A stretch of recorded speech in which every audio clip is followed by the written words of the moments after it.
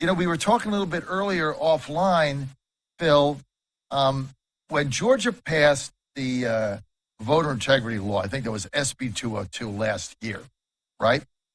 I remember saying I was for it, and I said it was a good bill, not a perfect bill, but I said, let's not let the perfect be the enemy of the good. And so it passed, and so there were things wrong with it. It memorialized drop boxes, even though they're in voting locations and things of that nature. But now you've uncovered a flaw in that bill that allows Zuckerbucks and these NGOs to come in. Can you elaborate on that, Phill Kline?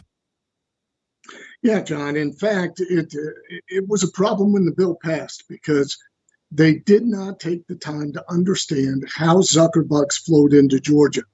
And what Zuckerbucks did is they went to Center for Tech and Civic Life, which then picked out cities and counties to run the funds through.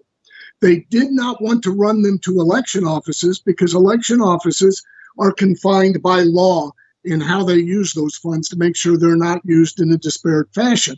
And so they flowed right through and were appropriated by the city and the county.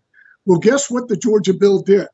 It said no private money unless appropriated by a city or county. In other words, it did exactly what they wanted it to do to get private money in the election again. Now, we have seen this across the nation. Legislatures saying they fixed problems, but they didn't take the time to understand the problem, and they have not fixed the problems. We're facing the same thing in 2024 that we faced in 2020 in many states, including Georgia, which still allows outsourcing of core government functions, private contracts that are not disclosed, the whole method that the left used to undermine the 2020 election. A few states have gotten it right, but most have not.